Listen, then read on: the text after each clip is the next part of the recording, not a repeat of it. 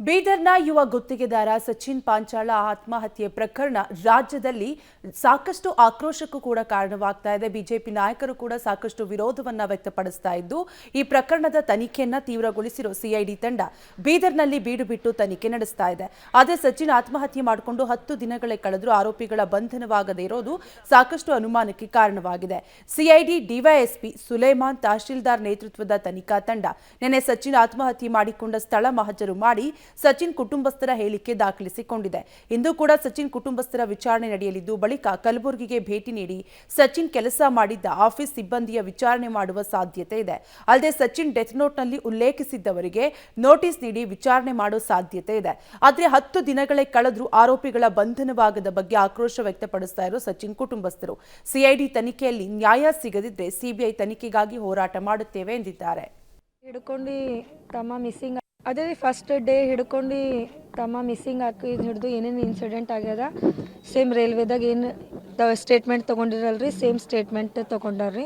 ಇವಾಗಿನ ತನಕ ಏನೇನು ಆಗ್ಯದ ರೈಲ್ವೆ ಟ್ರ್ಯಾಕ್ ಮೇಲೆ ಏನೇನಾಗಿತ್ತು, ಹೆಂಗಾಗಿತ್ತು, ಪೊಲೀಸರು ಯಾವ ಥರ ನಮಗೆಲ್ಲ ಇದು ಮಾಡಿದ್ರು, ನಿರ್ಲಕ್ಷ್ಯ ಮಾಡಿದ್ರು, ಇದ್ರ ಬಗ್ಗೆ ಎಲ್ಲ ಬರ್ಕೊಂಡ್ರು ಅಷ್ಟೇ ರೀ.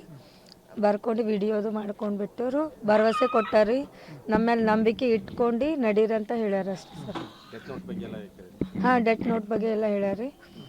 ಅದ್ರ ಬಗ್ಗೆ ನಾವು ತನಿಖೆ ಮಾಡ್ಲತ್ತೀವಮ್ಮ, ಅದು ಎಲ್ಲ ನಿಮಗೆ ಹೇಳೋಕ್ಕಾಗಲ್ಲ, ಮಾಡ್ಲತ್ತೀವಿ ಅಂತ ಹೇಳ್ಯಾರ ಅಷ್ಟೇ. ಕೇಳಿ ಸರ್, ಅದು ಕ್ವಶನ್ನು ಕೇಳಿ.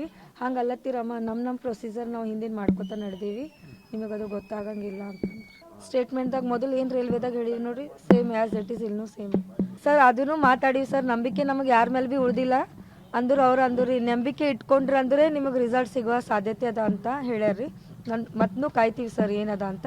ಸಿಗಲಿಲ್ಲ ಅಂದ್ರೆ ಮೊದಲೇ ಹೇಳಿವಿ ಸರ್, ಸಿಗಲಿಲ್ಲ ಅಂದ್ರೆ ಮುಂದಕ್ಕೆ ಹೋಗೋದು ಗ್ಯಾರಂಟಿ. CBI ತನಿಖೆಗೆ ಹೋಗ್ತೀವಿ ಸರ್. ಇಲ್ಲಿ ನಮ್ಮ ತಮಗೆ ನ್ಯಾಯ ಸಿಗಲಿಲ್ಲ ಅಂದ್ರೆ ಮುಂದೆ CBI ತನಿಖೆಗೆ ಹೋಗ್ತೀವಿ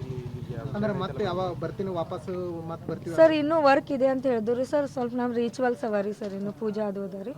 ಅದಕ್ಕೆ ನಾಳೆ ಬರ್ತೀನಿ ಅಂತಂದ್ರೆ ಭರವಸೆ ಅಂತ ಯಾವತ್ತು ಅವ್ರು ಪೊಲೀಸರು ಕಂಪ್ಲೇಂಟ್ ತೊಗೊಳ್ಳಿಲ್ಲ ನೋಡ್ರಿ, ಯಾವತ್ತೇ ನಮಗೆ ಕಾನೂನು ಮೇಲಿನ ಭರವಸೆ ಹೋಗ್ಬಿಟ್ಟೆ ಸರ್.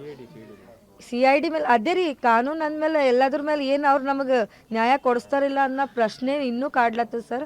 ನೋಡೋಣ ಸರ್ ಏನು ಕೊಡ್ತಾರ ಅಂತ, ನ್ಯಾಯ ಕೊಡಿಸ್ತಾರ ಇಲ್ಲ ಅಂತ ನೋಡೋಣ ಸರ್.